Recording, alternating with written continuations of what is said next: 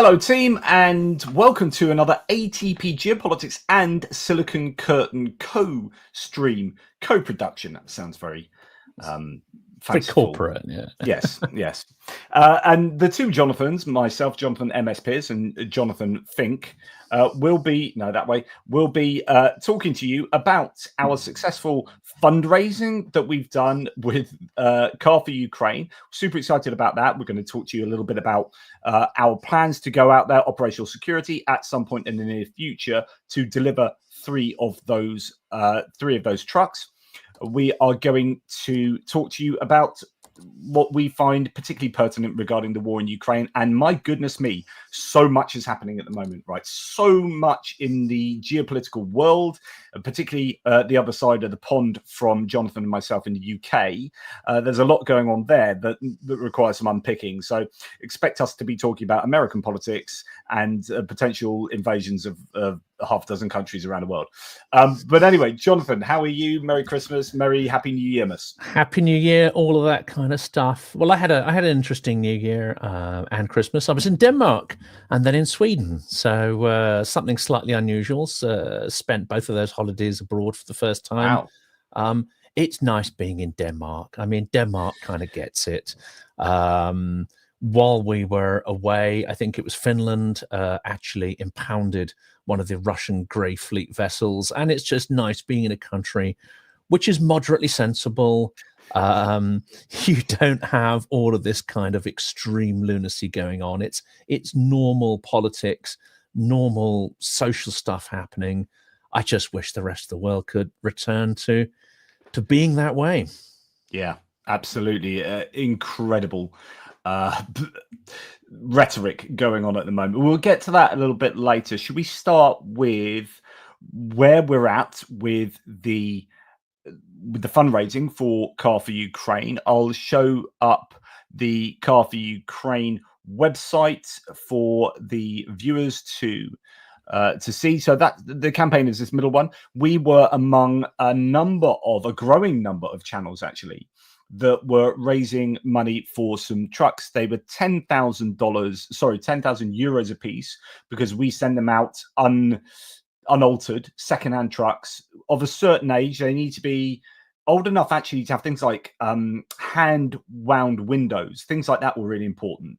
If you've got electric windows, you can't open them if something goes wrong and things become a problem. So they have these particular demands that they want for the trucks that are optimal, and then they go around and buy those for a relatively decent price, and then in some cases, people like us will go and drive them out and get them to them, and then they will up armor them and sort them out. So 150,000 was the plan. And then tell us about some of the other people on board with this project.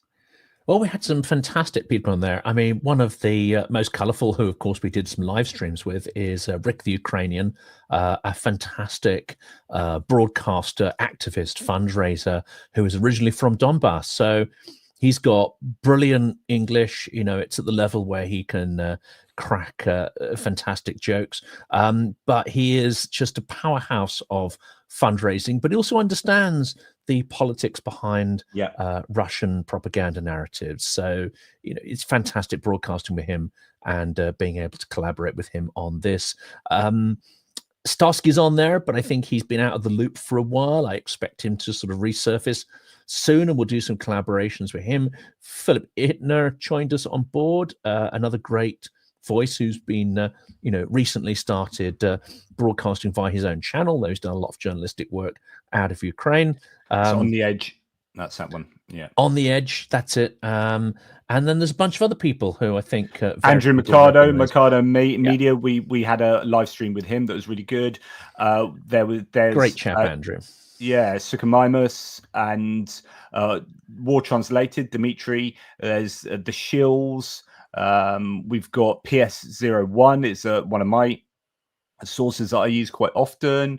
A load of people have come on board, Johnny FD and so on and so forth. And we've ended up fundraising now successfully 150,000 euros. It's still open because obviously, it's not like it's over for them. Car for Ukraine will be, the more money they get, the more trucks they can get to Ukraine, right? So Yeah. so that will continue, and we'll probably end up doing further work with them in the future, Jonathan. I know I've got a Yes. few things lined up before that, but we had a chat to them today. Is that something you'd be interested in? It is definitely. I mean, we talked in December about how actually beneficial, and I don't like using the word fun in relation to this, because we're talking about a massive war and immense trauma.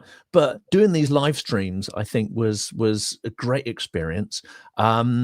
The sort of the tone and the freedom that it gives, just to sort of chat and explore issues without necessarily having to do days of preparation. I'll be upfront about that. It's really refreshing to be able to just sort of meander all over the place and speak to different guests and get a different perspective.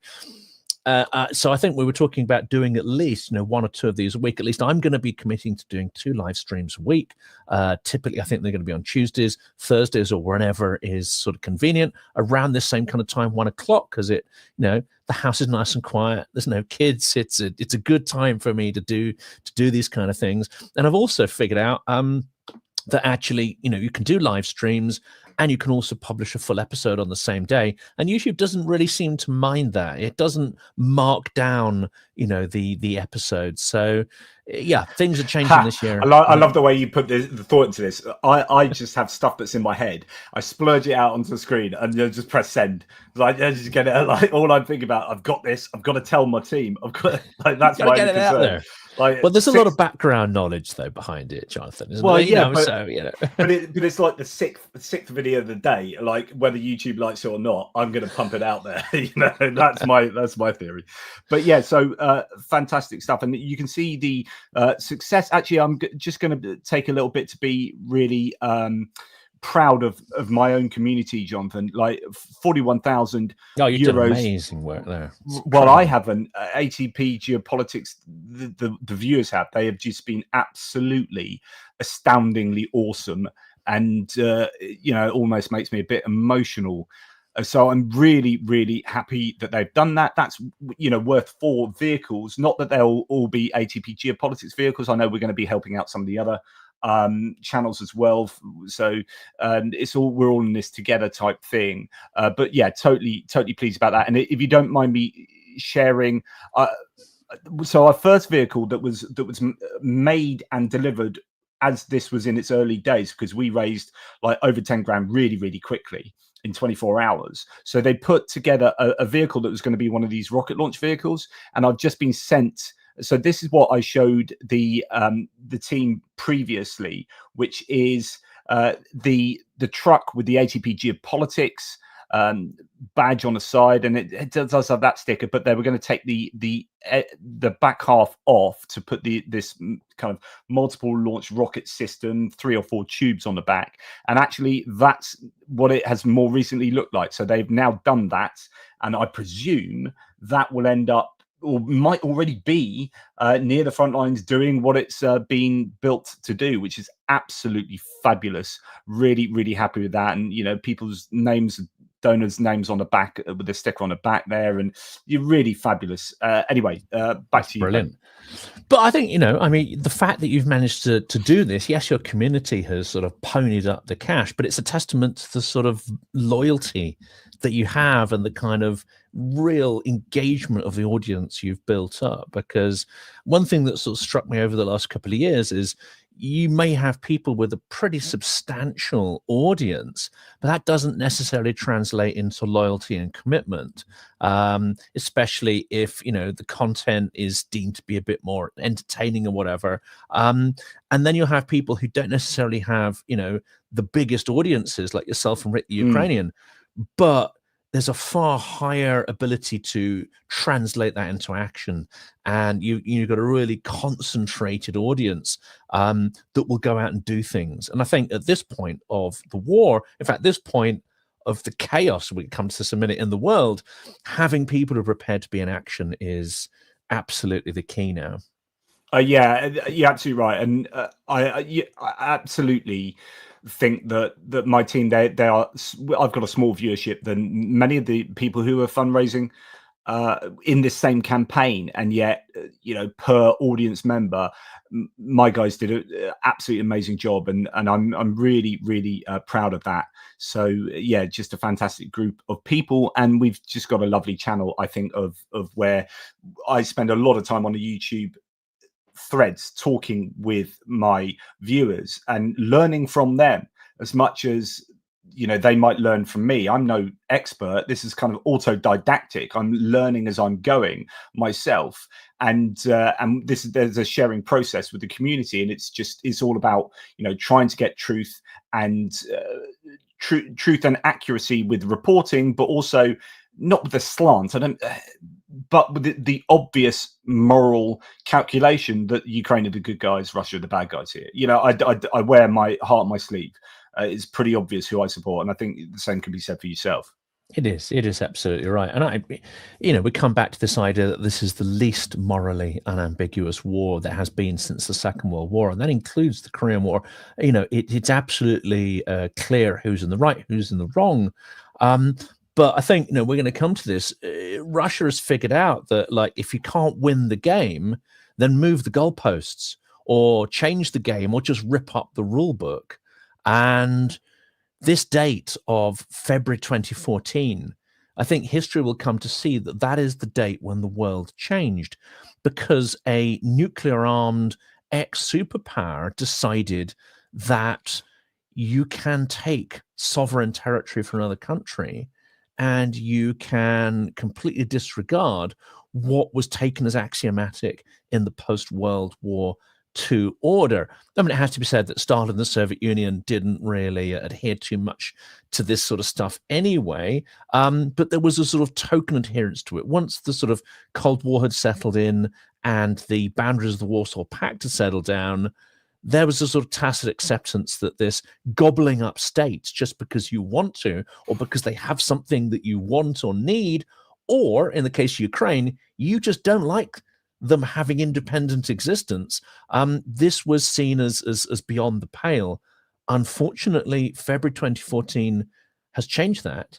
And I think now, with various announcements made by Trump, we are seeing the consequences of that, which is that sovereign territory is no longer sacrosanct.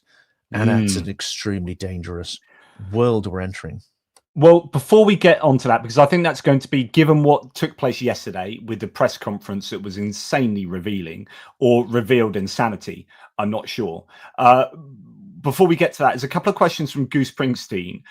One is pertinent to Denmark, because you were talking about Denmark, so we'll just touch on that first. Goose Springsteen, I love this, and thanks for your support. Looks like, and by the way, any support to the channel, certainly for the next 20 days, 30 days, month or so, will go towards helping out with the trip to Ukraine to deliver the vehicles. There are obviously costs involved in terms of picking up the fuel and getting the vehicles and accommodation. And so any support for the channel is gratefully received, as myself, JR, Benny Pie and Daniel from Bristol would love, as well as for your guys. I'm sure I speak on the same on behalf of you for your audience as well, Jonthan. Any support for the channel will help go towards funding our reporting and our ability to get those trucks out there, because we're kind of funding the journey out there, and then the time that we spend in Ukraine. And we'll speak towards the end of the video on what some of the plans that you've got in mind, because I'm kind of piggybacking on you in some of that respect while we're out there. But anyway, that aside, Goose Springsteen says, looks like I picked a good week to be off work. Congrats on the fundraiser. Brace yourselves for rambling and hopefully pleasantly awkward questions. Love it. I do love some Goose Springsteen questions. So thanks, Goose. Kevin Force, thanks for your ATP Geopolitics membership. You're an absolute legend. Right. So Goose Springsteen says, regarding Denmark, it's worth saying that the Social Democrats there have learned from the example of Sweden's migration disaster and have positioned themselves as anti-immigration, pro-integration hawks.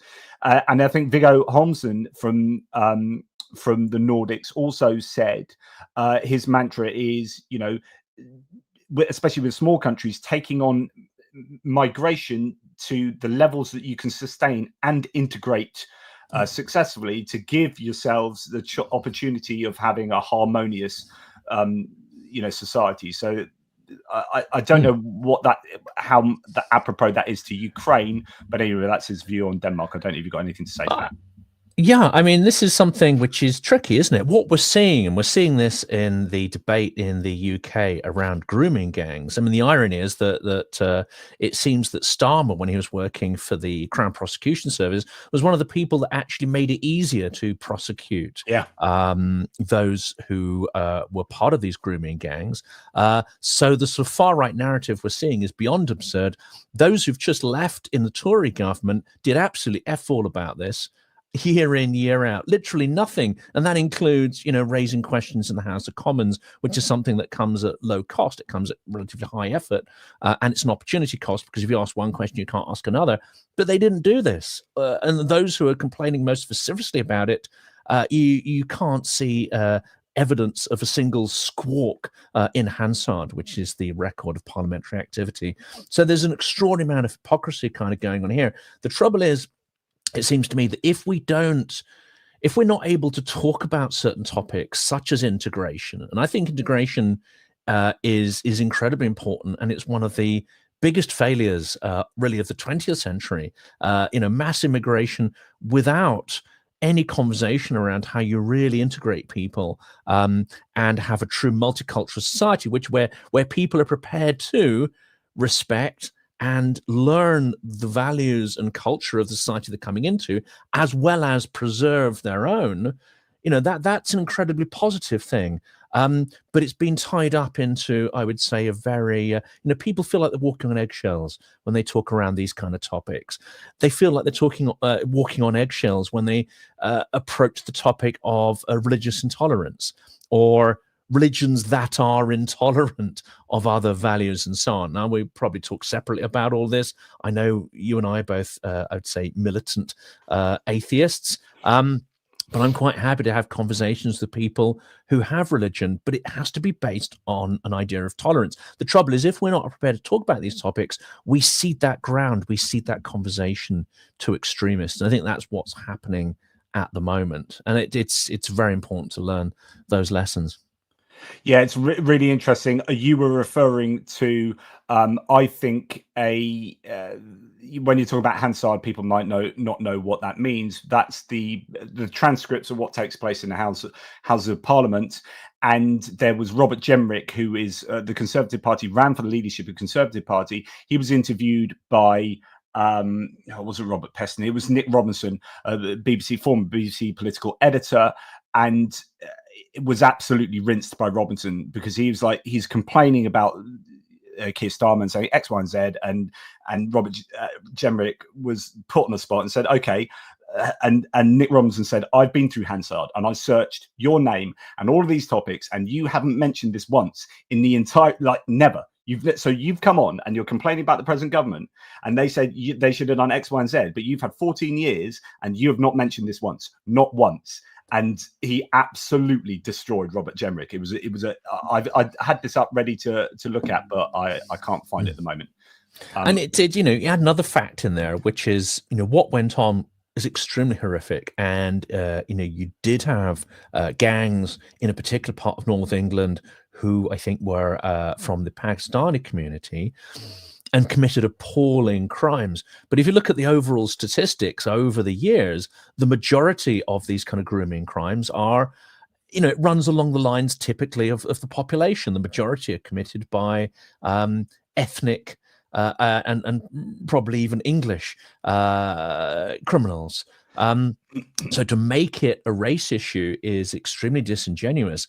But then to say you're not going to talk about the issue at all, of course, that again cedes that territory to the extremists, and that's a real problem. Yeah, and yeah, I did a whole video on this topic the other day. I'm due to do another one. I've got like 50 tabs lined up just to give an update. Well, I'll be playing it. I found that video now, but I won't play it now. But you get the point. Going back to, and by the way, thank you, BME, a little something for a cuppa for your trip. Thank you, mate. Really do appreciate that. So before we get on to the US and what's been going on there, which kind of touches on what you've just been saying, Goose Springsteen asks again, and thanks, Goose, regarding Russia respecting a peace treaty after territorial annexation? Does Cold War Finland offer a counterpoint? After World War II, the USSR absorbed large parts of Karelia, but then respected the neutrality of non-aligned Finland. This is interesting, isn't it? Because in some ways, Stalin adhered to the legalities of treaties more than we see Putin does. So I think it's interesting to look at this historic example. But why was it respected? It was respected because Finland slapped back hard and inflicted huge casualties on the fledgling Soviet army. Huge casualties. So even though they lost a chunk of their territory, they showed that they could actually fight back. This is, I think, a really important idea as we enter this world where, you know, sovereign borders are not respected and not sacrosanct. If a country has the capability and the willingness to defend its sovereign borders, then that is perhaps the only way of enforcing treaties. Treaties by themselves are not going to have power, or at least certainly in Putin's mind, they don't. It's the ability to have peace through strength. It's the ability to enforce treaties and the willingness to enforce treaties through military force. This is, I think, an important lesson for Ukraine as well. If there is going to be a negotiation, if there is going to be some kind of peace, then it will only stand as long as Ukraine can literally F Russia up and smash them to bits if they try anything again. That's the only circumstance I think this may be realistic. There's a lot to be said about standing up to bullies, and bullies seemingly, certainly on the international stage, actually not being used to that and taking a step back from that. So if you think about Putin as a dictator, had no one stands up to him. Like in terms of his domestic politics, he's never had to compromise. I remember reading Owen Matthews' book Overreach, where he talks about how in 2019 Zelensky went in to have a meeting with Putin, and there was someone else, I can't remember who it was, it might be someone like Andrew Yermak, but it wasn't Yermak. Someone else was looking in on at the meeting, and his observations were, Putin's never compromised. This is nothing he's ever done. He's never been in a meeting where he has to compromise with anyone. He's a dictator that always gets what he wants. And so when people stand up to Putin, Putin's not used to it, and that's a bit like, oh, I can imagine he doesn't know how to deal with that. And so the way to deal with Putin at the moment is to stand up strong to him. It's rather like, you know, Elon Musk, and there are interestingly parallels in kind of bullying nature here, but Elon Musk's Twitter. Who stood up to Twitter? Well, it hasn't been the EU so far. It hasn't been the US. It hasn't been the UK. And Elon Musk is going around saying all these really horrific things at the moment that are terribly problematic. Brazil stood up to Twitter, and then Twitter actually, you know, tail between their legs. And I'm sure there was wheeling, dealing going on and some money changing hands or whatever. But Brazil stood up to Twitter, and Twitter stepped down. And in the end, they did what Brazil wanted. So with going over to Vladimir Putin, we need to stand up strong to Vladimir Putin, because I'm fairly sure he will back down like he has with every so-called red line that's been crossed, and he's done nothing. You just have to look at the behavior towards Turkey. You know, he tried the same techniques of probing Turkish airspace, you know, buzzing their military in the same way that he does in probing maritime waters of NATO members and, of course, airspace. Well, that's gone on. That's a continuation of the Cold War. What did Turkey do when their airspace was infringed? They gave a warning. The warnings were ignored. They shot down the Russian jet. And it didn't happen again. So I think this is the interesting characteristic of what, you know, this episode, I'm going to put the thumbnail on it for my audience. I'm going to call it Welcome to the Tripolar World, because the idea here is that you're going to have authoritarian states. And, you know, I have to credit, you know, Vlad Vexler as really sort of starting to articulate this several months back, sometime last year. But you're going to have authoritarian states which are aligned on certain things when it's in their self-interest, and they're going to be in competition in other areas. That competition may become hot, but that doesn't mean it's going to be full scale. It doesn't mean they cannot continue aligning in certain areas while competing in others, all the way up to potential military action and operations, probing and testing each other. So you're going to have a block of authoritarian states that are loosely aligned. You're going to have the democracies in a bloc, you're going to have an attempt by the authoritarian states to break apart democracies, which unfortunately it's easier to do than it is for democracies to break apart authoritarian states, because we're more bound by rules and we're slower to act. So this is the template of what could be called a bipolar world, but then there's everybody else. And everybody else is going to be scrambling to create relationships with both of these blocks in certain circumstances. And it's not going to be aligned on morality in foreign policy. It's going to be aligned on self-interest. And the other states are going to look for sanctuary and security by having relationships with both the authoritarian states and the democratic world. And we already see that. We see that with India. We see that with Turkey. We see that with a whole bunch of countries. We see that with Indonesia. This has gone almost, because of the torrent of nonsense coming from Musk and Trump, it's gone almost unnoticed that Indonesia has joined the BRICS alliance. Are they doing that because it's economic beneficial? Probably not. They're doing it because they want to be associated with a certain camp. They want some kind of immunity from being attacked by either one of these poles. We'll come to Donald Trump's statements in a minute, because it questions as to whether the US is going to be part of the democratic bloc or the authoritarian bloc, or it's going to be one of these floating powers that goes its own way and does its own thing and aligns with one bloc for self-interest or the other. It's an extremely odd... Let's go there now then. Yeah. But actually that's probably a good segue, because like I've got no hair left to pull out, Jonathan. You'll be with me on that one. Like, yeah, there's not much. It is deeply, deeply wrong. People were saying, Trump will be fine for Ukraine. Trump will be fine for Ukraine. Oh, it's all going to be okay. Actually, it'll work itself out. And then you're starting to hear really worrying things, like, for example, Laura Cooper, who is the woman who was in charge of the Ukraine aid given and working with coalitions.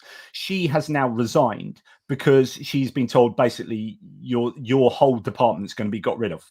Yeah. So we're hearing Shashank Joshi quoting from the Times. Defense sources said many of those working at the Pentagon received phone calls from Trump's transition team in recent weeks, warning their jobs were vulnerable. A section led by Cooper, liaising with the coalition supporting Ukraine, was likely to be axed. She's now resigned as of the last half a day or so. Officers known to have been close to General Mark Milley, the former chairman of Joint Chiefs of Staff, had combative relationship with Trump during his first term, are said to be on the list drawn up by the transition team. They are going to purge the DOD. You've had Keith Kellogg, that some people have said, oh, he's the envoy, he's the right person, he knows his onions with regard to Ukraine and Russia, and he does, but his fact-finding trip to Ukraine has been cancelled, right? Yeah. Why? What's going on there? Then you've had the announcement yesterday in a press conference, and when Trump was pressed on this, he said he will not rule out military or economic, but he specifically military. He said will not rule out military intervention with Denmark over Greenland and Panama.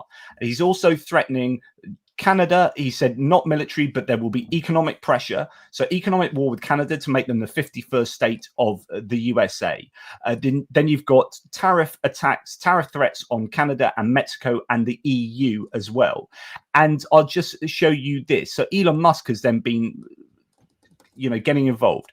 Justin Trudeau, who's just stepped down as the leader of the Liberal Party, said there isn't a snowball's chance in hell that Canada would become part of the United States. Workers and communities in both our countries benefit from each other's biggest trading and security partner.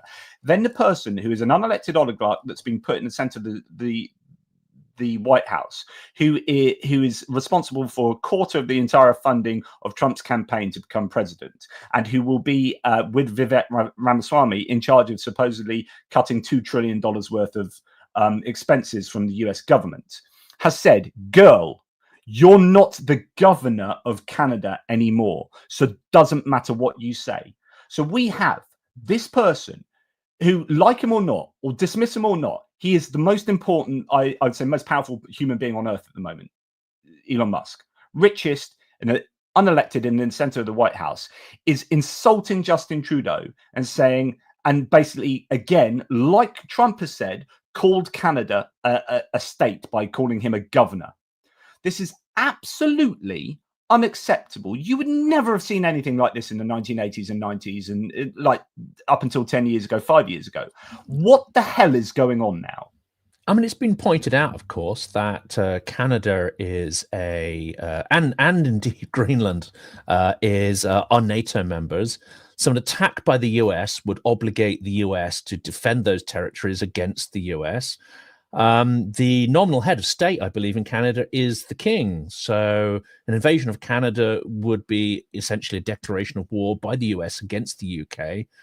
It is, excuse the language, fucking bonkers. The question is, glad will you they said that like follow that, through? because I know you don't normally swear on and nor do I. I'd swear like a trooper. Well, we haven't met in the pub yet, Jonathan. Yeah, exactly. You'll see a very different side there. But you've just, honestly, that's what I feel at the moment. That's just what I feel. This is insane. I went into the lounge last night to speak to my partner, a daughter, to explain why I had to do a breaking news update. And I had to explain how the world has gone absolutely freaking nuts. And I was just like, what is going on? What is going on now? So, and who suffers as a result of this, Jonathan, is Ukraine. Like, Ukraine is going to suffer just from a prima facie. US are not going to support them overtly. I don't think they're playing for an appeasement. They're playing, et cetera, et cetera. So I don't think Trump's on Ukraine's side. But then also this distraction of going to war with Denmark, NATO. Like, is this just a way of getting out of NATO? He's saying that he wants to raise the... It's the quickest way of getting out of NATO, right? If that was your aim, to destroy NATO, then, you could wait for Russia to annul Article 5 through various provocations. And that's kind of quite risky because it involves direct conflict with Russia and blah, blah, blah, blah, blah. And it could take some time. Well, the easiest way is to go to war with NATO allies. And then bingo, it's done. NATO's done. Article 5's done. It's all over. The world order literally collapses instantly. Going to war with NATO, with Denmark, and arguably, as you say, with the UK in terms of attacking Canada, although that's more economically. But also, he is demanding that we are spending 5% of GDP on defense. Now, that's not something everyone can do. So that is another way of pushing the change, moving the goalposts to be so unrealistic that no one could do that. And then he says, well, in that case, NATO's defunct. Well, no one's at 5%, including the US at the moment. Yeah. But of course, Poland is not that far off, and it's by far, the highest. I think it's at 4.6 or 3.8. Anyway, it's pretty high. And I would argue that probably getting things up to 3.5%. Is actually essential for all NATO members. So on that one, I'm like, well, okay, in the world of Trump, in the business world, you say 5%, but you'd be willing to accept something slightly lower. It is a bargaining position. That is slightly more rational to me than all this other stuff about challenging sovereign borders. But also, there's only two interpretations to why Trump is doing this, because I don't think any of this is random, and I don't think this is just something that's popped into his head now. This is the combination, I'm sure, of many, many conversations that have been happening within his circle. And that's the key, it's within his circle, because I think within his circle. This isn't just him. He's amplifying things that are going on. Either those ideas are coming out of that circle, or they're being dropped into that circle by Russian influencers, or a mixture of both. And in normal times, Russia may well be dropping these ideas in, as it did in 2008, when it is reputed that it suggested to China that it crashes the US economy by calling in its debt. And China at the time was like, are you crazy? Of course we're not going to do that. So these ideas, the fact that these ideas are around isn't the problem. It's that there is some receptivity to these ideas. And it's definitely in his circle. There's only two explanations for it, I think. One is that taking Greenland, talking about Canada, that it's out of genuine fear of Russia and wanting to build defense against Russia. That is perhaps the rational explanation. And I've seen that on Twitter by some experts. They're saying, okay, this behavior must mean that behind the scenes they're thinking about Russia as a real threat. Okay, but that's not the only explanation on the table. The other explanation is that Trump or members of his team are Russian assets and agents, and their task is to dismantle NATO. Their task is to create so much distraction and confusion that China can invade Taiwan, that Russia can carry on invading its neighbors and tear up the global order. There are only two strategic explanations as to where all this stuff is coming from. Or I don't know, is there, because I wonder about this, and I wonder whether they're not direct paid up assets of Russia and doing it cognizantly, but they're functionally the same because they have some weird view of the world that aligns 100% with Putin. So it's not like you've got people in his circle that are like taking a backhander from the Kremlin, but that their whole world view has been distorted over time. As Steve Bannon and all these people that have that are essentially aligned with Alexander Dugin and have this position that is a warped sense of reality. And Putin is just sitting back and going, I can't believe that Christmas has been so kind. Like, he's just thinking, like, it was all looking pretty bad for me, but then this last week is just insanity and brilliant. It's only he's good been looking for confident for some weeks now, though, Jonathan. So I don't think he's sitting back and thinking, oh, incredible coincidence. None of this is a coincidence. I mean, he couldn't guarantee that any of this would happen, but I think certainly quite a bit of his strategic planning and the fact that the continuation of the war, and indeed Putin's belief that he is winning the war, is very much contingent on a Trump win and an understanding of the kind of chaos that would follow that. Whether that is, and I think it's almost like getting a get out of jail free card if we say, oh, it's all Trump's team acting as agents of Russia. I think that's the easy way out. It's almost like a religious explanation for the creation of the universe. It's like, well, we say that, and then we don't have to think about the complexity. The complexity, as you say there, I think is something that's far harder to deal with.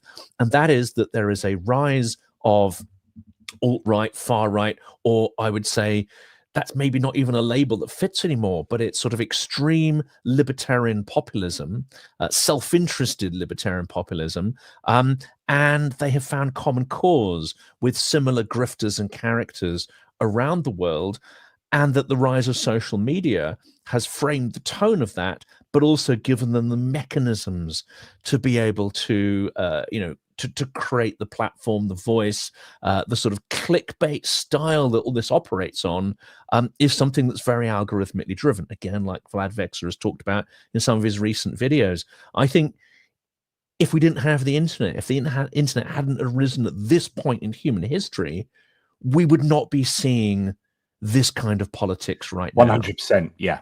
Yeah, that's a really interesting point. And I almost take it for granted, but it's true. I think the polarization and the disinformation of our societies has been at least expedited by the arrival of the internet, the existence of the internet. Absolutely, 100%. In the same way, we forget that the rise of the radio, it was a critical factor actually in the ability of Stalin through the 30s to carry out the sort of Great Terror, the administrative Great Terror, but even more so, the power of Nazism through cinema and even more pertinently radio. So we forget the role of technology and new technology and how that can be used to benefit mankind, but how it can also be used in these extremely toxic and manipulative ways. Can you see any potential benefit for this kind of like brash? I mean, it started off as supposedly being isolationist, but actually it appears to be predatory. David Frum last night was saying that it's not an isolationist foreign policy. This is a predatory expansionist foreign policy, almost imperialistic. Goose Springsteen says, is one of the risks of populism that it might achieve better results by ugly methods compared to normal politics? So, could some of this brash, take, for example, Musk's approach to the grooming gang scandals. Now, we've been going through this for 14 years, right? This is not new. It's like, shut up, Musk. Yeah, we know we've got these issues and we've got inquiries and we're waiting for the government to actually do something about it. We've got a new government. Hopefully they're going to do something about it. Musk going and being an absolute douchebag about all of this has actually maybe expedited and put pressure on people putting the actions in, right? So, and I spoke on my video the other night about how we shouldn't congratulate Musk on that, because that's not his intention. His intention, he's pearl clutching. He doesn't really care about these people. If he cared about the victims, he'd be worried about white grooming gangs as well. He'd be worried about Matt Gaetz. He'd be worried about Jeffrey Epstein and the connection to Trump there. So he doesn't care about the victims, but there might be these unintended consequences where positive things come about. So there always are, but better. I would really query the word better. You could say that Britain was a more resilient, cohesive society because of the Second World War. Would it have been better to avoid it? Of course. Ukraine is more cohesive and more resilient because of being attacked by Russia. Would it have been better to avoid the slaughter? Of course it would. So, you know, yes, standard politics, standard democracy is slow. It can fall into periods where it seems to be in significant decline. But I don't think, you know, having the cure, which borderline could kill you, is really something we should wish for. When it happens, of course, we need to do something about it, and it is happening now. But I certainly wouldn't want to position it as better, or that we need these kind of external forces in order to transform our systems. You know, it'll happen more slowly, it'll happen more organically without these huge external pressures. I don't think we should wish for crises, because it's not guaranteed that we will pull through and our values will emerge more resilient at the end of it. It's not guaranteed at all. In your multipolar thesis that you were talking about, a sort of tripolar world, do you say, because I mentioned the other day Guy Verhofstadt, who's a former Belgian prime minister, who is a strong advocate of the EU, and is saying that we now live in an age of empires where the EU needs to work out exactly what it is and where it sits and how it interacts with these other empires, whether that be the American empire, the Chinese, Russian. You could put BRICS together as one, or you could say the UK still has some kind of sway in the world. How does the EU, you know, where does it sit, and how do we understand how the world is set up? So Goose Springsteen says, we say we now may be in an age of empires, but when haven't we been, aside from the 20 years after the collapse of the USSR? Perhaps our frame of reference is wonky due to anomalous time we grew up in. What are your thoughts on the age of empires and how you see the world? Well, this is kind of interesting, because there's a really interesting debate. If people understand Russian, I think it's an essential watch. It's the conversation between Vitaly Portnikov, who's a very esteemed Ukrainian journalist, and Yulia Latinina, who nominally is a pro-Ukrainian Russian dissident journalist. She's also one of the founders, I believe, of Echo Moskvy or Dost, one of the two. I need to check my facts on that one. But she's a great exponent of the idea that empires were essential to the creation and dissemination of civilization. It's a very Russian, I would say, liberal imperialist kind of point of view. It's deeply suspect. It lacks a lot of logical consistency, unfortunately. And they had a tremendous argument about the role of the Russian Empire, the Soviet Empire, and Ukraine's position within that. Empires, to a certain extent, you can say, okay, in a period such as the Roman Empire, when, you know, significant sort of chaos, you could say that actually, you know, not everyone's going to benefit. No one ever benefits, even in democracies. But you can make some case that actually Age of Empires in the deep historical past is perhaps an essential sort of feature. But if you look down at the details, I'm not sure it really kind of hangs together. And you know, 19th century imperialism, which was still getting over, came about because of the huge technological gap that opened up, obviously led by the UK. One of the reasons we became the largest empire in history pretty much was through huge technological advances that happened relatively rapidly, and the sort of power that gave, the manufacturing power, and the logic of an empire in extending that sort of trading networks that came from that empire. I don't see the logic of empires at this point, unless you look at sort of rare earth metals, minerals and energy and so on.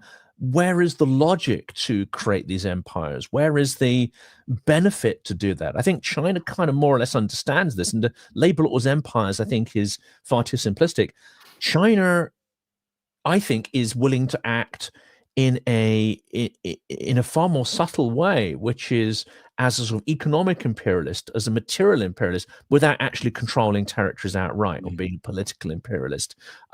So where you have Russia as a revanchist empire, I think what you're actually seeing there is an empire in collapse. This is a last desperate surge of 19th century, 18th century style imperialism.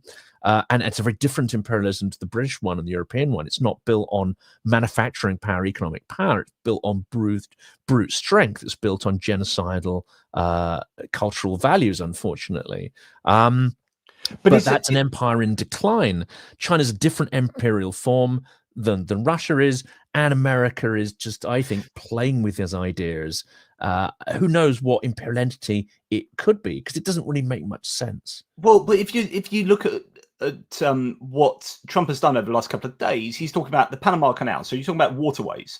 So the control of that waterway. Then you're talking about Canada, which is about control of the waterways. You're talking about Greenland, which is about control of the waterways and defensive strategies. So, and all the rare earth metals and hydrocarbons that are under both Canada and on natural resources that Canada have and that Greenland have and give you access to. And then you've got the Arctic. And so this looks very much like an old school empire that you're talking about, the revanchist Russian empire in decline. But if we are to take Trump seriously, then Trump is arguably taking us into a new era of empires, of imperialism over natural resources and territory. But it's idiot imperialism. I mean, one could argue that all imperialism has its idiocy and its inefficiency and its brutality. But this is an idiot empire because it doesn't make any economic or rational sense. Picking fights with your main security and economic allies makes zero sense. So if we're talking about an empire here, it's the idiot empire.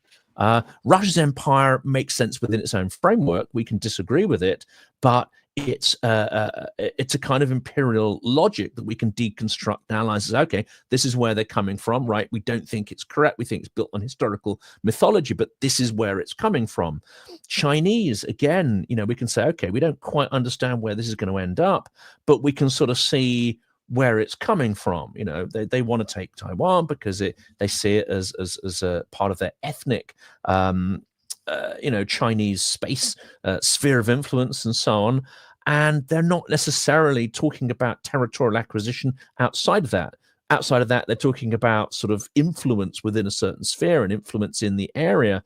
At the moment, they're not outright, I may be wrong on this, they're not outright talking about, let's say, invading the Philippines, taking over Indonesia, taking over, that part of the Taiwan, world. But it's Taiwan, and there's certain local logic behind it. So we can disagree with it, but we can see the logic.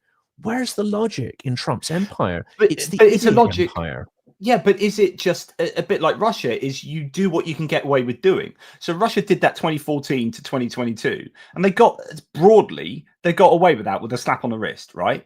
It hurt a little bit. Some of the sanctions hurt, but then they got used to the sanctions, and they invaded with that, in the little green men. Then they thought, well, we can do this again. We've learned from that. We can do this again, and we'll push the envelope. And they've kind of got away with it again if Trump comes in and says, do you know what you've done, Russia? We're going to do the same. So this then justifies any kind of expansionist imperialism.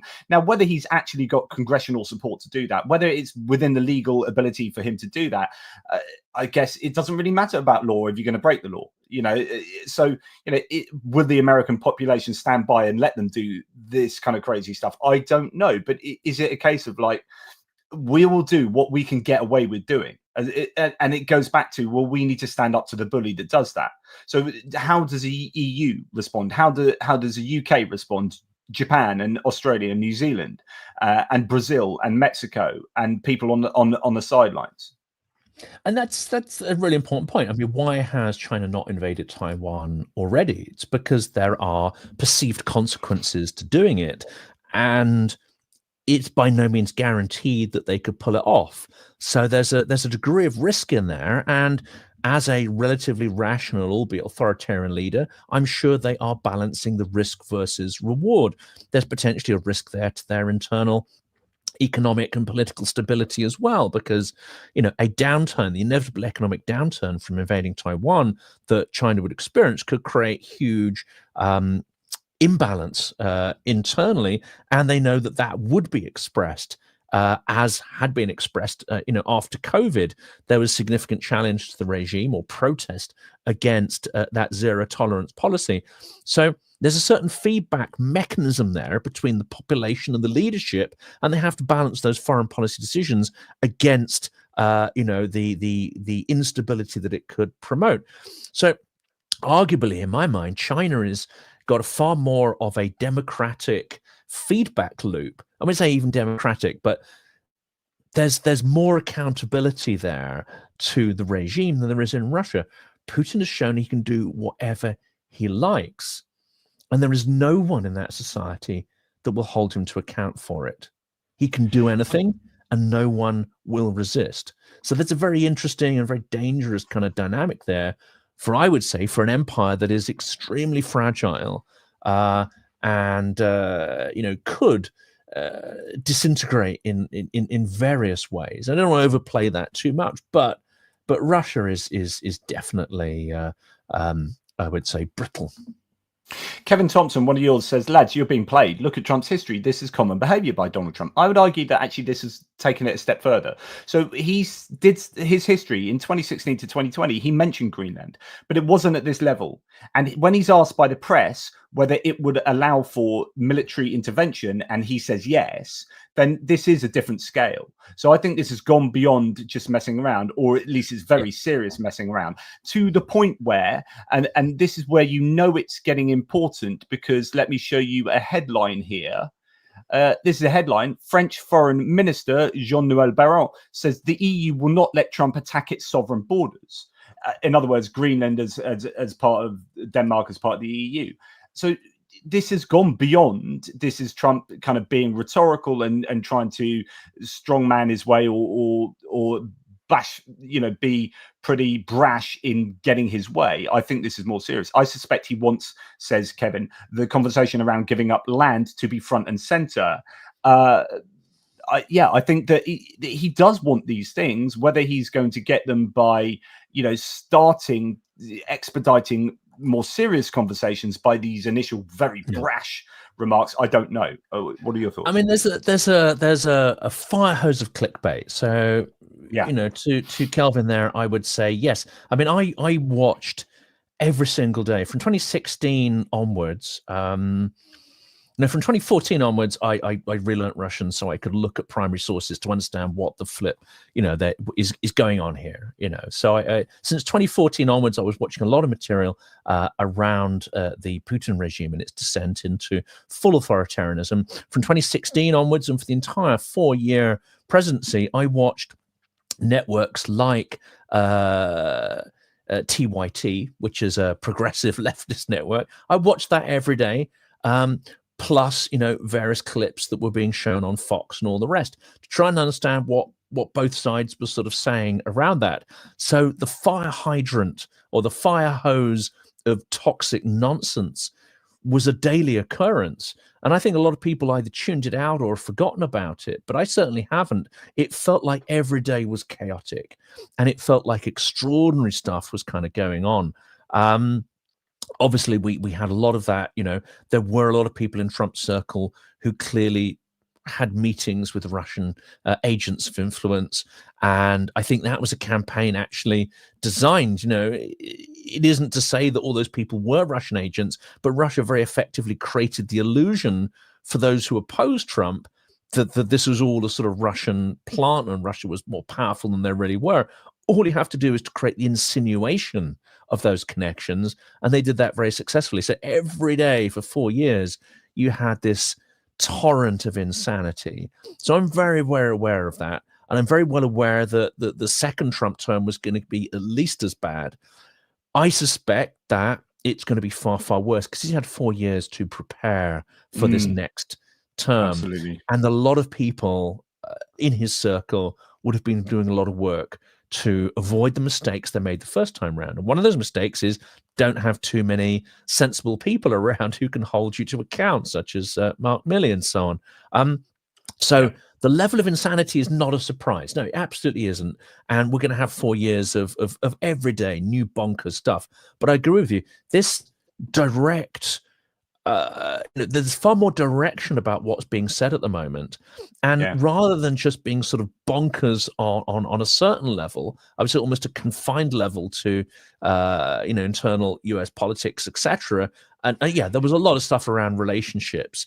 But this directly challenges something else. This directly challenges the post-World War II order in a way that Trump did not do the first time around. This is a really important point because NATO as well. I mean, this is a deconstruction of the Euro-Atlantic Security Alliance, and it seems to be a very conscious attempt to do that. Yeah, I think it's really worth emphasizing a lot the difference between the administrations. So in the first administration, they accidentally won the election. So Trump was not really, like, even himself thinking he was going to win the election. So when they did, they had to rush together an administration that was formed predominantly from establishment Republican politics. So your Rex Tillerson's as your former head of, which was it Chevron or whatever, and then coming in, no, probably ExxonMobil, whatever. Rex Tillerson coming in, and Reince Priebus, and all these kind of fairly establishment figures that were the sort of people you would expect to see.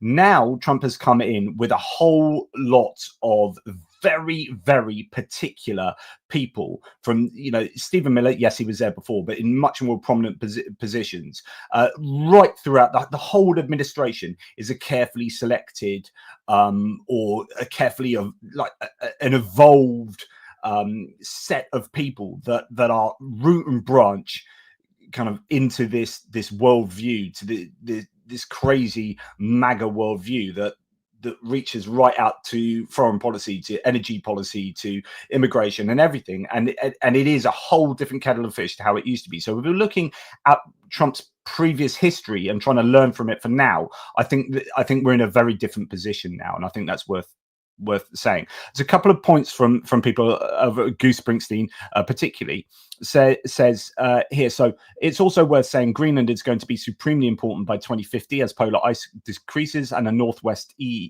northwest and east sea passages become viable. Really important point, and that's, I think, why possibly Trump and his team are talking about that as well. And what's the difference between China's annexation of Tibet versus Russia's wish to do the same to Ukraine?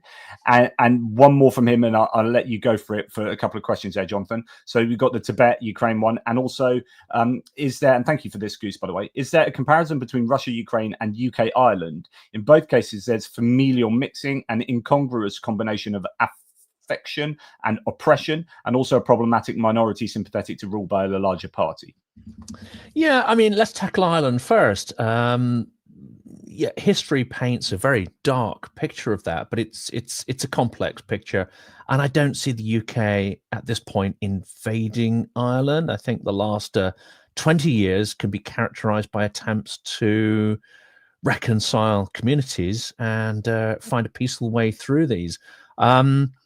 This is an absolute can of worms, obviously, but I mean, I have a good example from my own family, and it shows that it's far more complex. My grandmother escaped rural poverty in Donegal, which is counted as Southern Ireland, but it's in the far north.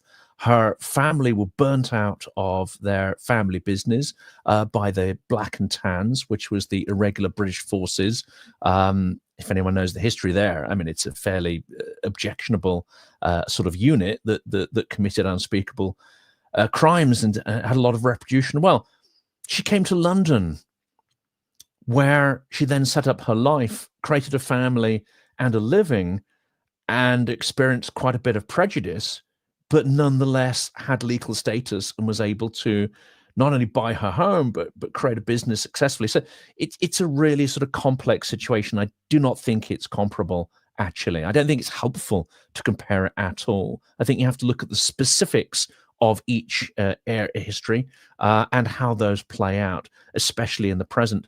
What we're seeing right now is Russia inflicting a level of, you could call it 19th century imperialism, but you could equally call it Dark Ages imperialism.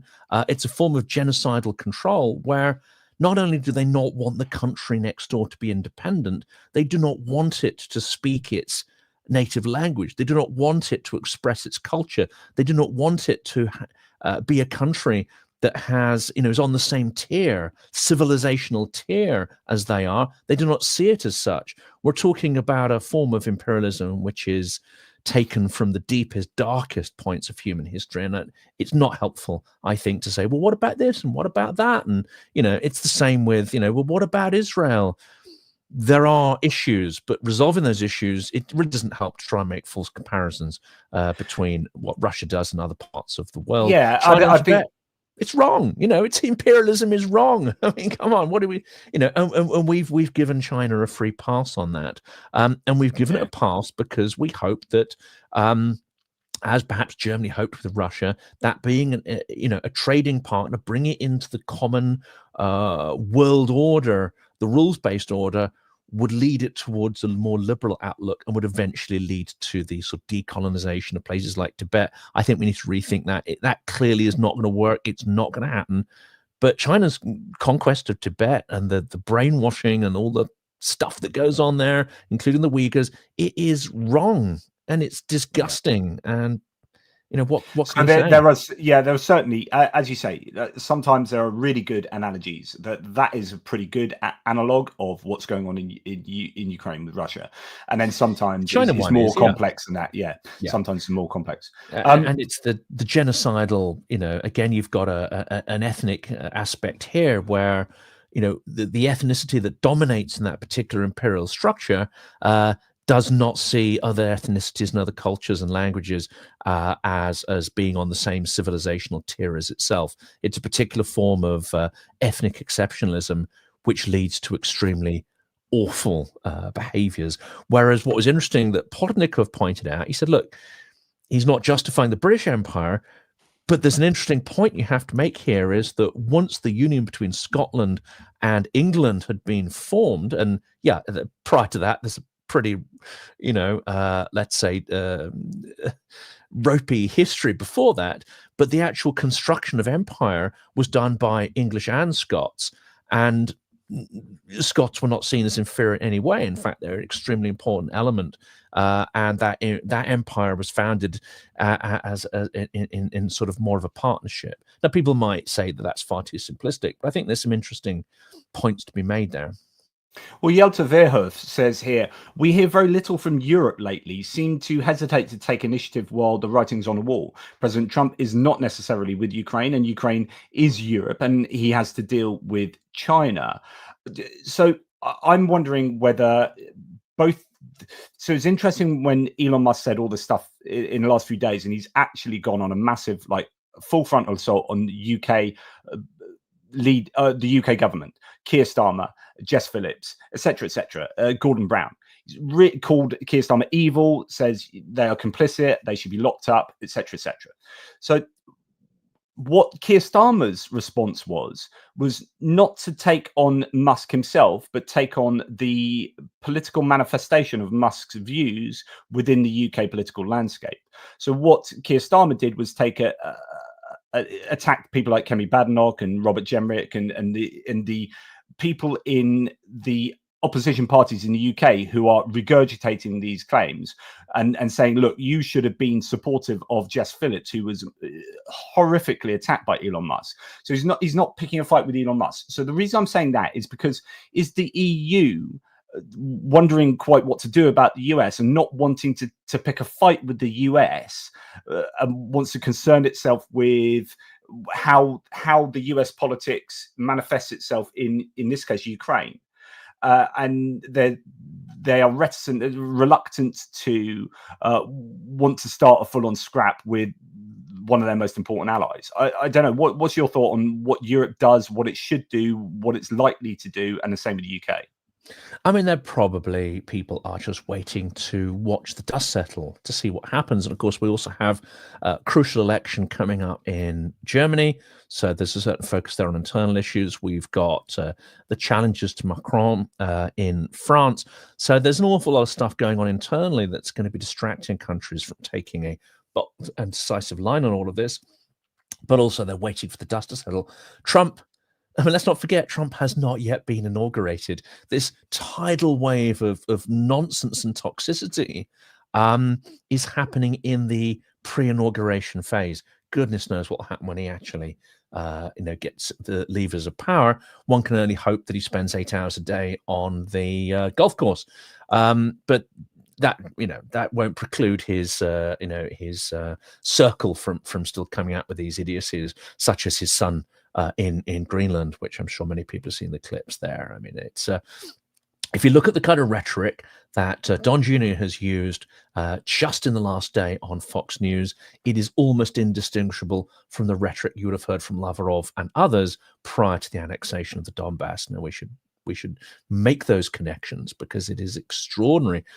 Don Jr. came out and said, look, he's terrible. People of Greenland have been treated very, very badly, blah, blah, blah. We can liberate them. Well, hello, how's that different from Russia liberating Russian speakers in Donbass and then ending up, torturing them in basements and all the rest?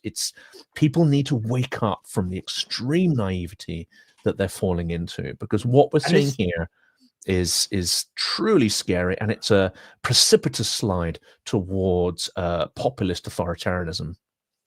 Yeah, and this is why you can be forgiven for thinking conspiratorially that Russia are behind this. Like when Donald Trump Jr. comes out and says something that you can imagine is penned in the Kremlin, in the corridors of the FSB headquarters, right? And Donald Trump Jr. comes out and says this on national TV. That's why I say, Putin's thinking all his Christmases have come at once, but the question is, well, has he actually somehow?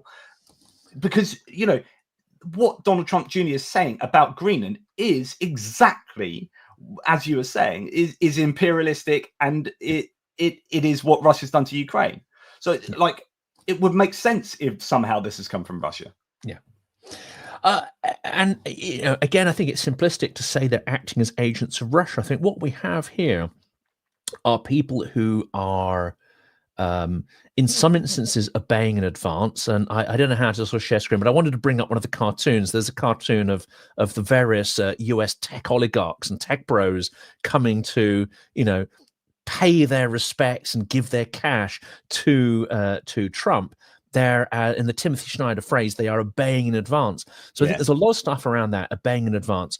And a lot of people, and this includes Orban and others, I think they think, look, if the tendency is towards authoritarianism, if it's an inevitable slide, okay, one, I want to make sure I benefit from it.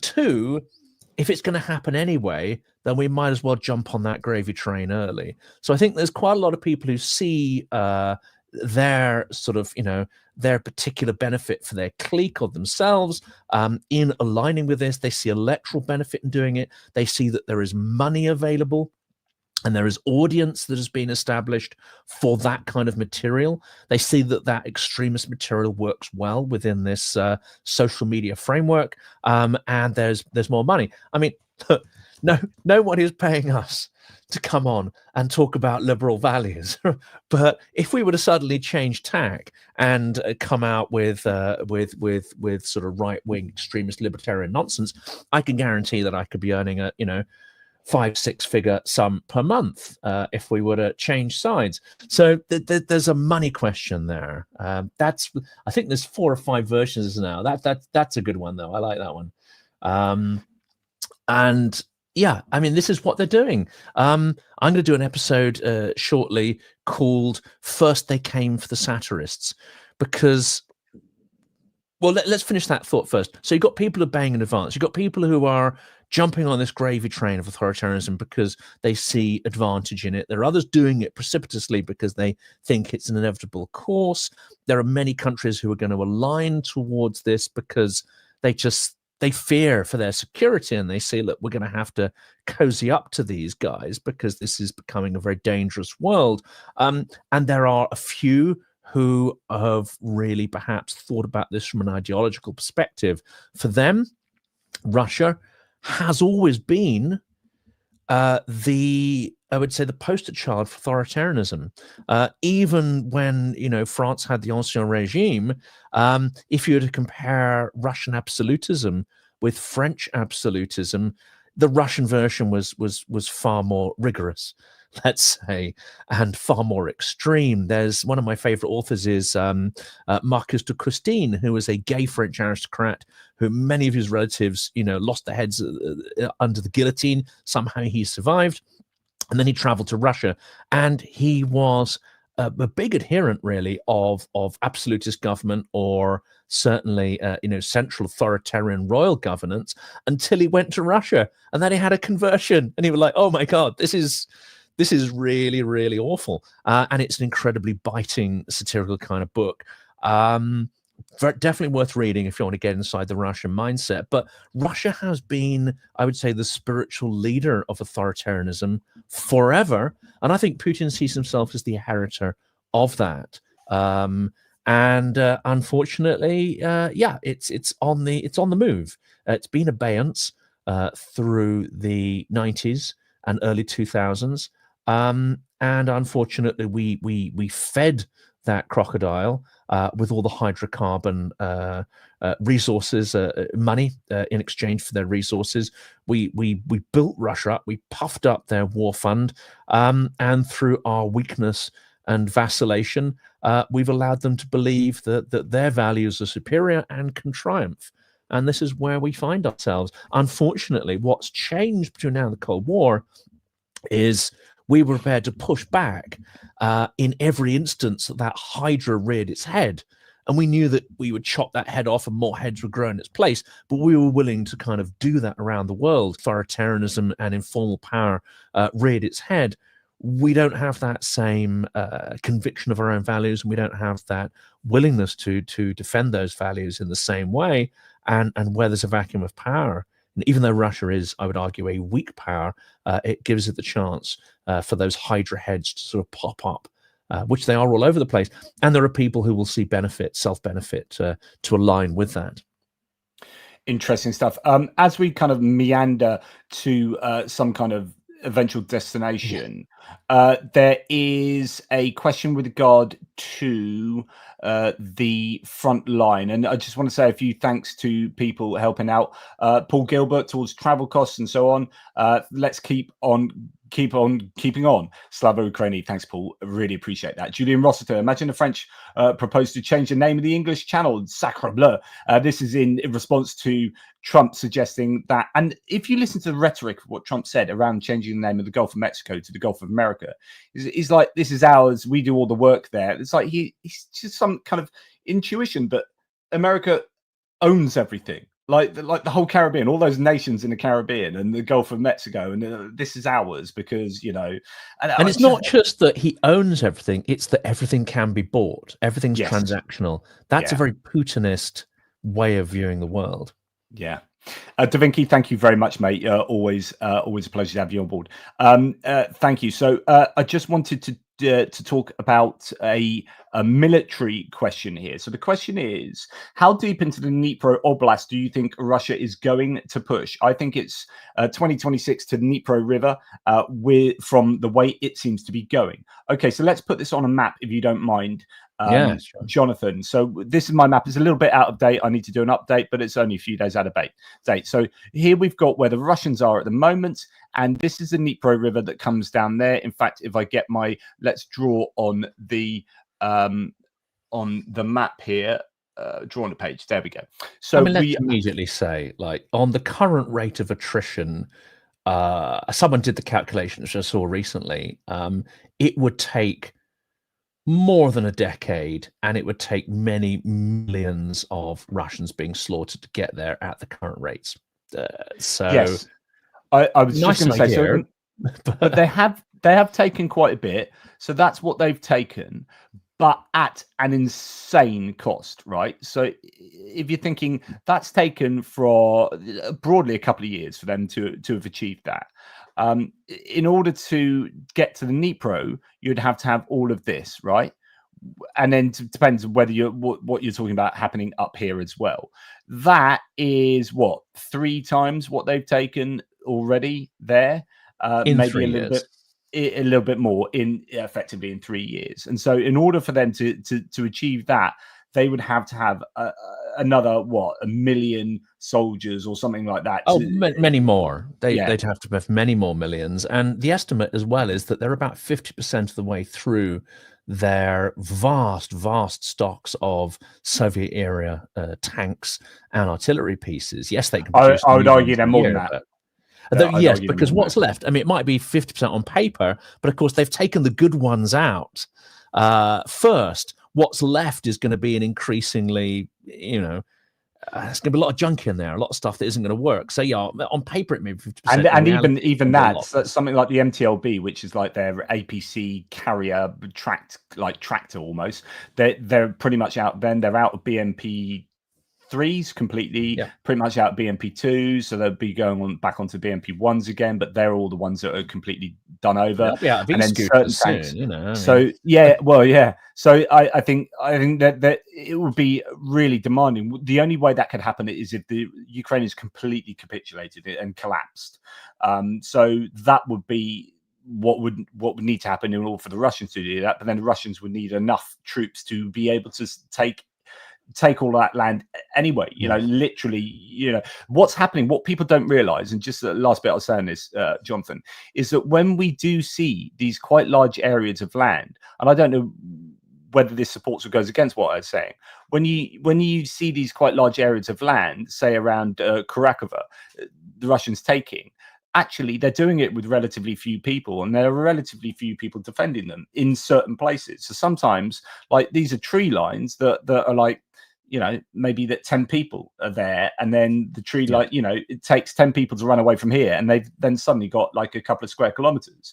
Whereas if you're going up to Pokrovsk, there's huge amounts of people here, right? Loads of people fighting in this area, and it's stacked. And so there are areas where you can say, well, they don't have enough people to take all of this land, and then there are arguments you could put forward that actually it doesn't take that many people, because they're taking land that seems like a lot of land, but with actually very few people. But so anyway, well, they haven't even retaken Kursk in 6 months. So I mean, the arguments about them taking half of Ukraine when they can't even liberate their own sovereign territory is pretty ridiculous at this point. It would have to take a catastrophic collapse of Ukrainian lines to precipitate something like this. I would say at this stage it would have to take a huge injection of North Koreans into Putin's war machine, and that includes a vast amount of North Korean armor and technical equipment. Some of that stuff started to actually appear in footage. I don't know why the West and the world are not more outraged at the appearance of North Korean armies on the territory of Europe. I mean, this is insane. But it would take more resources than Russia has. Of course, if the Chinese were to weigh in, and there's no indications they will, but if the Chinese were physically to weigh in and send armies and equipment, then of course that may be something that overwhelms Ukraine. But if China was fighting on this territory, I think we'd have a lot of other things to worry about, including the whole of Western Europe being under threat. I just do not see this as a credible debate, talking about half of Ukraine disappearing. And let's not forget, there is the economic question. Russia's economy is in a pretty dire state, judging by a lot of the news that we've been consuming, and the stuff in Russia that we've been consuming. It's not going to collapse imminently, but it's not in a good way. So the idea of this war being sustained until 2026, 2027, I just do not see it from the economic point of view. And someone, historian, made a really good point. In 2018, the Germans actually started to take quite a bit of territory during the First World War. But that taking territory was not what led to the eventual outcome. It was the economic collapse of the home front that meant Germany had to capitulate, and the sort of political chaos that sort of ensued there. So I think I wouldn't make any predictions in terms of the battlefield, and I'm not sure the battlefield is going to be the ultimate deciding factor of the war. I think there's an awful lot that's going to depend on what the US do and then what Europe do. So, this is what we're talking about. Does Europe stand up to the US in terms of the threats that the US are throwing at Europe? In terms of, say, the Trump saying we're going to whack tariffs on the EU if you don't buy more of our oil and gas. So it's looking like he's only picking fight. This is part of the big problem here, Jonthan, is that Trump and Musk only pick fights with allies. They don't seem to ever criticize or attack Putin or Xi Jinping. So something is desperately wrong there when that is happening. Like, you should be attacking who are obviously the enemies of democracy and the enemies of the US. And yet you are attacking your allies because actually, like you've said earlier, Trump said the enemy is within. So you see those who are fighting for democracy, like the Democrats, are the enemy within, and it's not Putin. So we have a problem going forward. So when you start seeing that, as I said earlier, Laura Cooper has gone from the Pentagon. Ukraine official leaves Pentagon amid policy uncertainty over the war. Like, when you're wondering about what's going to go on the battlefront over the next year. If the US are really going to pull out of supporting Ukraine, then it's going to come down to Europe. To Europe stand up, and then will this see a fracture in NATO? Will this see a fracture between Europe and the US? And what will that say about future political alliances in the world? I'm going to stick my neck out. I said I wasn't going to make any predictions whatsoever, but I've had the feeling for the last 6 months or so that NATO is really on its last legs, and that there's self-belief in that organization. There's a kind of bureaucratic inertia, and a sort of, you can't conceive of the world without it, just in the way that people in 1917, let's say you're an aristocrat, or let's say a middle-class trader in St. Petersburg in 1917, you couldn't imagine the Soviet Union, which was coming down the line just a sort of year or two ahead. You couldn't imagine the world and how it would be transformed. It would be completely inexplicable, and to your mind, it would be impossible. The same as people in 1939, 1938, could talk about the idea of a sort of revanchist Germany.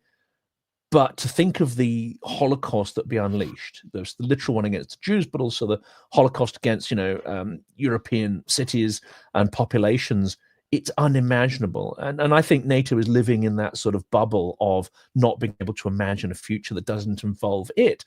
And of course, a lot of people who benefit rather handsomely from, the wages and the grants, whatever they get from it. But I think it's at the point of losing its ability to have deterrence power. Once it loses deterrence power, it has no real reason to exist. And what you will then need is other alliances, such as the Joint Expeditionary Force, the JEF, or alliances of willing states. Alliances that would not include Hungary, would not include those who are obeying in advance, those who are part of the core democratic states. And by core democratic states, it's not just those who espouse the values, but those who are willing to fight for them and put resources up to 3.5%, let's say 4 or even 5% of their GDP towards that common self-defense, and take action to push back against their adversary. I think, we are slow off the mark in developing these. We are living in a fairly phony war kind of stage at the moment. But that could change very rapidly. And I predict this year the demise of NATO. Wow. And there are people talking about sort of replacing Hungary with Ukraine in the EU. That's been something that I heard touted today in the last 24 hours. I need to find my source for that. But goodness me, crazy times. It really is. And it's kind of depressing as well that when you think, okay, so we can then bring up this, we can develop an alternative to NATO, when you've got Slovakia and when you've got Hungary undermining the EU and undermining those alliances from within, and when you've got the AfD and the Rassemblement National undermining the EU on the behest of Russia, or aligned with Russia in a way that MAGA America, I see MAGA America as really no different from Rassemblement National, like politically, culturally, and the AfD. strong anti-immigrant, Yeah. which we can have, like we had at the beginning of the show. We can talk about immigration in sensible ways, but when you're talking about, right, let's deport 15 million people and we're going to turn legal immigrants into illegal, we're going to change their status so we can get rid of them. You're like, well, you're going to destroy your economy. This is insane, but this is a kind of AFD approach to existence. So I see MAGA republicanism aligned with all these populist movements. This is right-wing populism, and that's what we're fighting. And that's kind of what Russia is. It's autocratic. It's a populism. Well, it's not really. It's an autocracy, but it has the same kind of cultural, political objectives as all these others, and just it's so worrying. So our hope to an alternative NATO might be an alternative within the EU or with European nations, but then we're all suffering internally from this rise of populism that is incredibly destructive. And I'm not depressed. I'm a very happy kind of positive person, but I'm deeply concerned about the state of global politics and stability at the moment. I'm deeply concerned. The last 2 days has just made me go, holy freaking crapola, what is going on here? This is not, none of this is good. None of this is good. No.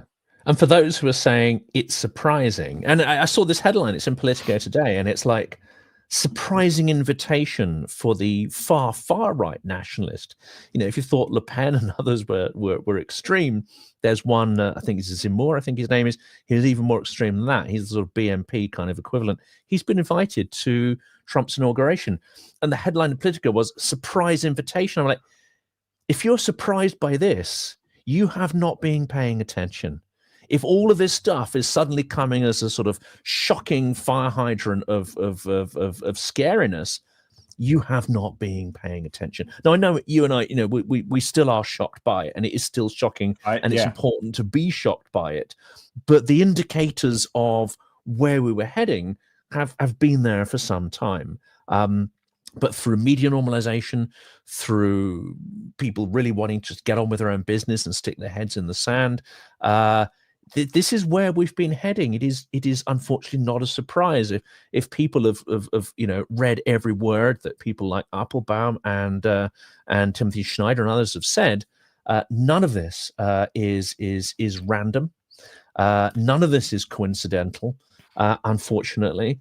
It requires concerted strategic action to counter it. It also raises the question, maybe for our next conversation, if the US is no longer a trusted ally politically, and we're going to go to, say, 5% of GDP, well, who are we going to buy all the weapons from? You don't want to buy them from the US because they could prevent you from using them to defend yourself. So this raises... And Europe know this. They know that. Yeah, that's why the people manufacturing the SAMP-T are like, right, we need to make the SAMP-T as good as PAC-3 Patriot systems. Right, we need to make it able to take out ballistic missiles. So, there is a recognition, but can it move quick enough? You've got the European defense policy saying we need to procure 60% of European equipment from within Europe, within the EU. They know this. So, but it's how quickly can it react, and how together can the EU be? Yeah, we need to, if I was in the EU, and I'm sure they're doing this, they need to be working out how to get rid of. But you don't want to get rid of Hungary. You want to get rid of Orban. So how can they support democracy in these countries so that they don't have these rigged elections, so that populism can't gain a hold if it's manipulated. So populism is fine if you vote for these people, if it's free and fair election, you vote for these people, that's democracy. But it's when you manipulate your electorate, like we have seen, actually I'd say like we've seen in America, like we've seen in Georgia, and like we've seen attempted in Romania. And so the EU needs to be really bloody strong at the moment. And it's going to be fascinating to see how they stand up to the threat of populism, to the threat of the US, and to the threat of internal machinations. On that one, when we've deindustrialized, where is the steel going to come from? How are you going to make yourself security independent on the raw materials and the finished materials required? There's the question of chips, so many of which the most advanced ones come from Taiwan. What if China was to gobble that up? I mean, we have a number of significant problems where even if the intent is there to be self-sufficient on this equipment, I mean, it's so many contingencies that would need to be put in place. Such an important point. Why do you have to bring this up right at the end, Jonathan? So this is why, like, I'm going to sing Biden's praises a little bit here. The Chips and Science Act recognized how you need to do strategic planning for your own national security and industrial security going forward. So you cannot rely on a free market just to do stuff, and for the free market magically align to your national strategic, geopolitical strategic, military strategic objectives, right? If you're going to let the free market do that, there's no agency in a free market. Right, so all the free marketeers of the world, I mean, the EU is at base a neoliberal free market enterprise with free movement of people, capital, produce, services, goods, blah, blah, blah. But at the same time, you want all that free movement. You also need to have a strategy and then align this all together. So when you're talking about steel, like, the UK needs to make a decision on what we do with our national steel, and it's not going to be price competitive. But if you lose your steel industry, then you're losing a sense of how you can defend yourselves if you need to make steel to make weapons in a war where the people that are making steel are China and you're at war against them. So, we can't rely on a free market. We need to make these strategic decisions. Biden did that by the looks of it. You could argue Trump is trying to do that with Greenland and Panama. And so, how far do you take this, and et cetera, et cetera. These are complex discussions. And set another one up. Here's another little grenade for our next conversation. Bloody hell. It makes Brexit look increasingly dumb and unsustainable in a world like this, where... Don't get me started. Yeah, Britain, and Edward Lucas is very eloquent on this, Britain could be, along with Ukraine, one of the engine rooms of European defense, not just in terms of troops, but in terms of high-tech weaponry manufacturing and production. But it requires state intervention. It requires a strategic policy by the government to invest in the long term to help arm not just Britain, but Europe. That's one we should perhaps pick up, because this idea of defense independence and security, which the Finns are so good at, requires extreme level of planning and foresight on the part of government. Oh, here we go. Here's the cost of Brexit. Well, the front cover of the Independent, which is only digital now, it's not print, but they are like the true cost of Brexit, and it's fascinating. It didn't make a lot of sense economically. It didn't make sense. Brexiteers will say it was badly done, right? Because actually immigration has gone up since Brexit. Just like communism was, great in principle. No, if something doesn't work in practice, it's not good in principle either. So that's a bunch of horse shit for a start. Sorry. Cool, Jonathan. You don't need to convince me about Brexit. I debated it before we had it, and I debated it after we had it publicly in Bournemouth a couple of times. So anyway, my views. I think to solve global problems, we need to get together with global solutions, or at least large geographical. We need those alliances. We need to be, if we're not in the EU, we need to be aligned with it very heavily and doing things for our own safety. Really, like geographically, we're next to Europe. We depend on Europe physically for our safety. Like if we need to stick together, and we need to have a very strong defense strategy that aligns with Europe, and Europe does with us. And if the US is going off and doing its own thing, then we're at an inflection point in history where we need to make some really big bloody decisions about where we're going to spend our money and who is threatening us, both in like conventional warfare, cyber warfare, informational warfare, political warfare, economic warfare. And actually, sadly enough, it looks like the US is going to start waging political and economic warfare on us and Europe. And this is like deeply, deeply worrying. So yeah, we're going full circle, but plenty to unpick for our next conversation, and we're going to hopefully get a guest or two on our next stream. So we'll see what we can do with that. Yes. So is this something that we're going to be doing somewhat regularly? Although it might be interrupted by going abroad. Although we'll be doing that together. So. We could almost certainly sort of stream on the road, and that at least would keep the numbers going on our channel. So why not? Let's stream. Maybe even do a daily stream diary when we're on the road. That could be a good thing to do. But yeah, I'm keen to do 2 of these a week. I'd be delighted if we're doing both of them. But that's my commitment. And yeah, having various guests along for the ride, I think, would be Cool beans. part of the plan. Hour and a half, twice a week, moving forward. Well, thank you to Daniel Smith. I don't know if this is a Daniel Smith that's actually driving with us. Anyway, for some beers on the trip, evenings only after driving, please. Absolutely. And thank you, Daniel, absolute legend. Daniel Smith from Bristol would love, if that is the Daniel Smith, then really looking forward to hanging out with you. Richard Bennett, gifting 5 ATP Geopolitics memberships. Thank you. And we didn't get to talk about this from Goose Princeton. I think this is the only one. Thank you very much for your kindness, Goose, by the way. Lots of questions. I couldn't give too much more time. But he said, and you can go away and think about this, people. I think parts of the post-war consensus need to be reformed. The EHCR various refugee conventions in the current form make hundreds of millions eligible for asylum. This was not intended and dates to a far less mobile era. So that's a really big discussion, not probably one for now, but you guys can go and think about that. Goose, thank you for that question.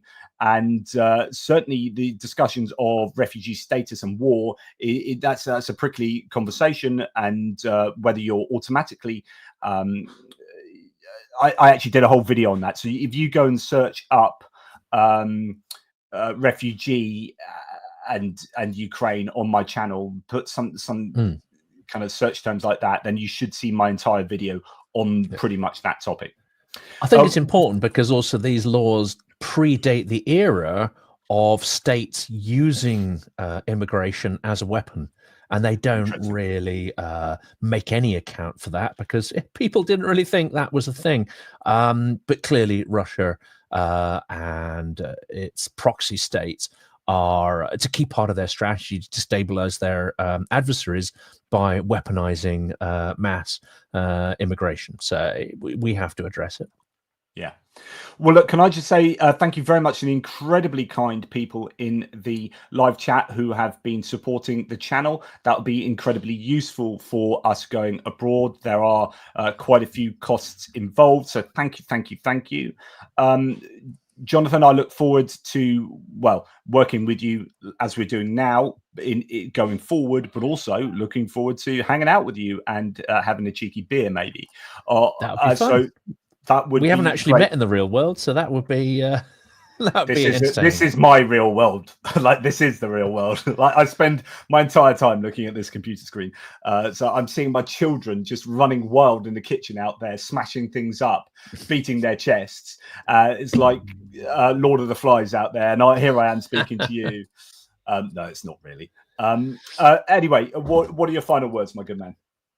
I think, well, we covered so many things. I'd love to hear, more of what people have to say about this. I think it'd be great to do one of these streams if we can with Vlad, because of course, you know, he's been a big explainer of the multipolarity that we started talking about, and this is starting to become clearer and clearer in the real world, whereas last year it was far more theoretical. So yeah, it'd be lovely to do a stream with that if at all possible. And I think, there's so many other topics to cover, but let's see what comes up and see what the audience would like us to talk about as well. Excellent. Well, that'd be brilliant. I'd love to chat with you and Vlad. So if you can sort that, I'm well on board. Take care, everybody. Stay on the line, Jonathan. Obviously, take care, everybody. Really appreciate all of your support, and Slava Ukraini. Heroям slava.